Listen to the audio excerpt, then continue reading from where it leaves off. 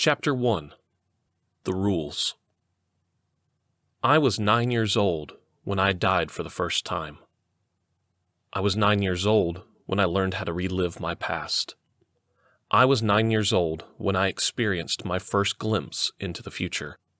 9 was a big year for me. I've made a habit of living my life according to a handful of rules I've set over the years. So far, as long as I follow them, I stay alive and my sanity prevails. Unfortunately, I also think this might be where I went wrong. Rule number 1. Never give away the future unless someone will die. Even then, maybe make a pros and cons list.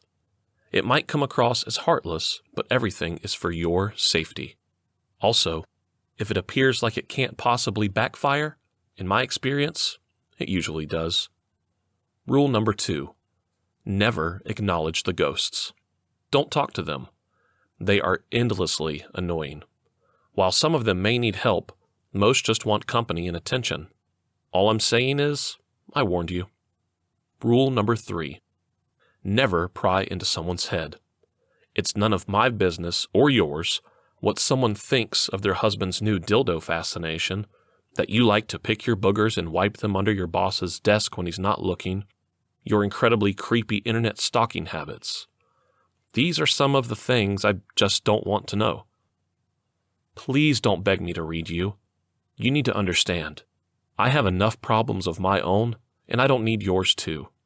I'm not a party trick to show off to your friends. Maybe I helped you one day against my better judgment, or you learned something you shouldn't know because I slipped up and told you. These are not open invitations for you to spill my secrets to the world. Rule number 4. Stay in your own body. If God forbid it gets lost or misplaced, it can be a pain in the ass to track a body back. Not that I've ever done it. Okay, I haven't done it recently, and that's what counts. Rule number 5. Never get caught moving objects with your mind. It could mean certain death. Well, maybe not certain death. It hasn't killed me yet, but people get scared. There is no way to tell what a fear-filled human is capable of. This much I'm sure. Plus, nobody likes a show-off. My name is Fair. I've always thought my parents were laughing at my expense, naming me Fair, especially when all my siblings have relatively normal names. In grade school, children were ruthless. Someone thought it was oh so funny to point out I must be the fairest of them all, like I hadn't heard that joke 100 times in the boys' locker rooms. Eventually, it earned me the nickname Snow White. It was shortened to Whites by my buddies over time. And as I grew older, I seemed to grow into Fair. Now, I even sort of like it most days. Mom was pregnant for the first 12 years of my life, or so it seemed. Coming in at number 4 of 11 meant getting overlooked a lot. Battling for attention was a pointless cause. There wasn't enough to go around.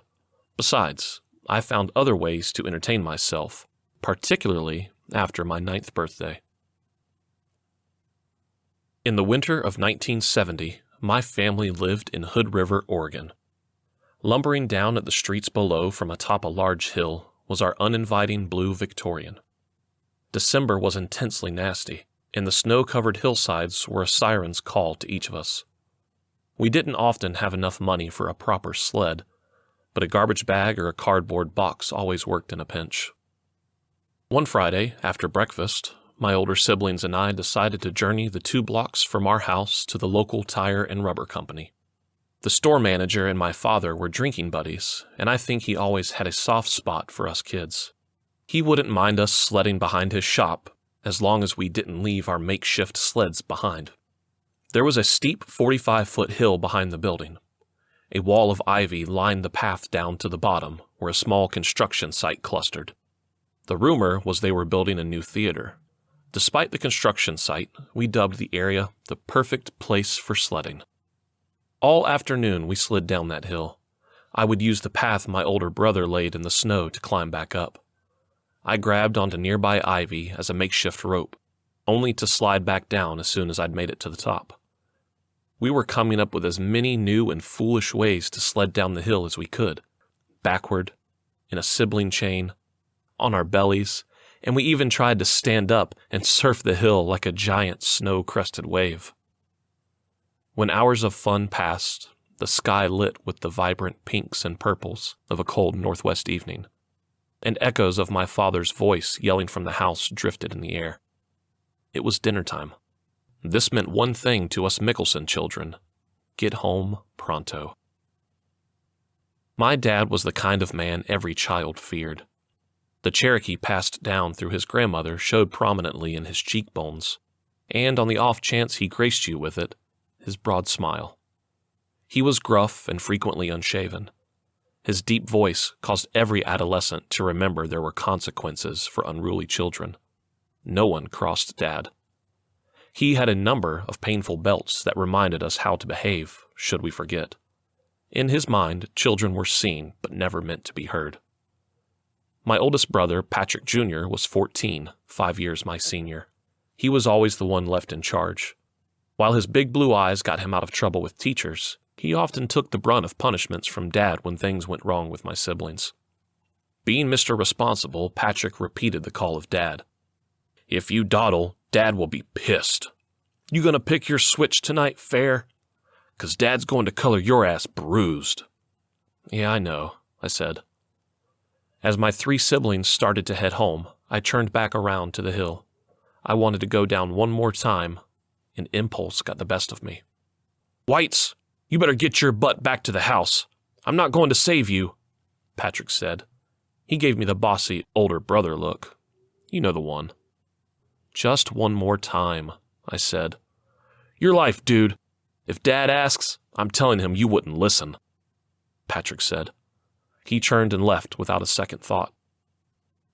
I curved back around with a renewed rush of excitement. I took out my plastic bag and sat down at the edge of the hill. I inhaled a deep breath of icy air and pushed myself over one last time. The wind in my face and the smell of crisp snow lingering on a plume of fog. My arms outstretched. It was exhilarating.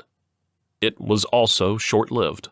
When I got to the bottom, I started thinking about what Patrick said. I didn't want to make Dad mad. I'd had a minor lapse in judgment. One more turn down the hill seemed worth it at the time, but I started to rethink my choice. If I hurried, I might still be able to catch up with my brother and sisters. I latched onto the vines and started up the hill 1 foot at a time. I was sure to climb into the pre-existing path Patrick made.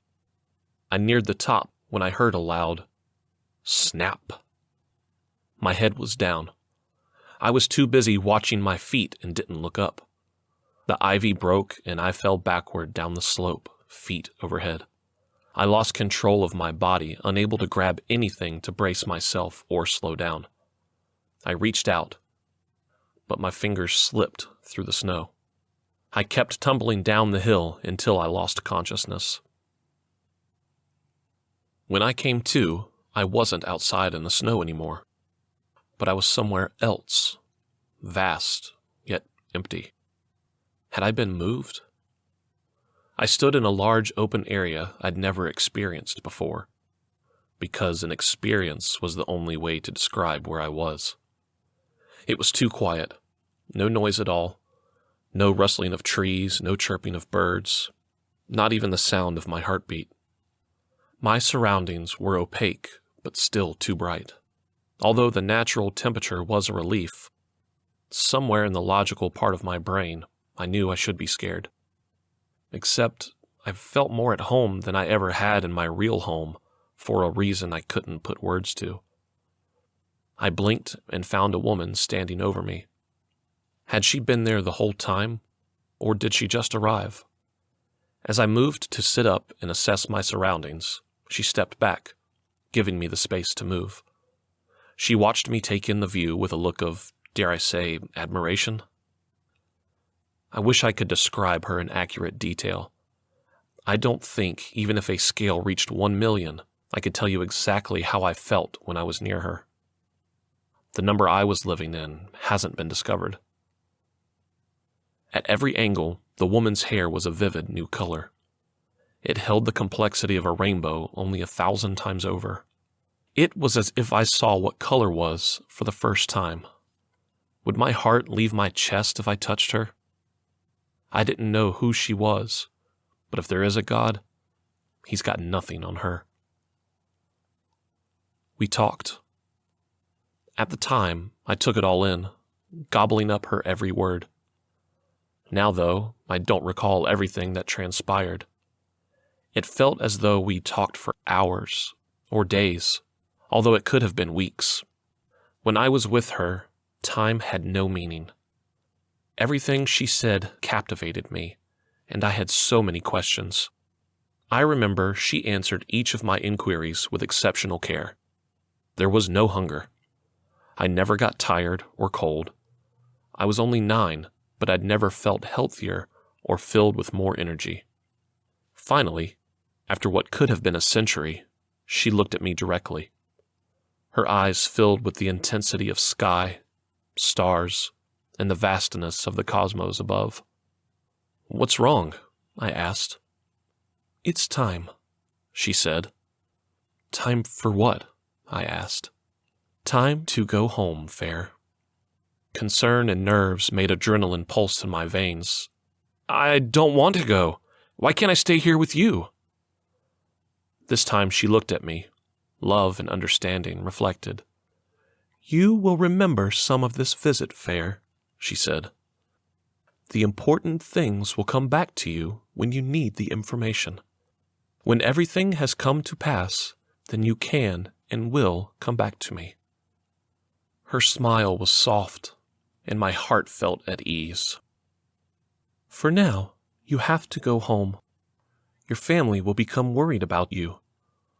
The word family barely escaped her mouth before she was gone. When I opened my eyes again, it was dark. The sun had set, and I was alone. I seemed to be back, although from where I couldn't say. I was lying on the hard ground, covered in more than 2 inches of snow. I sat up too quickly and my head started to swim. I was at the bottom of the hill once more, but I was covered in blood this time.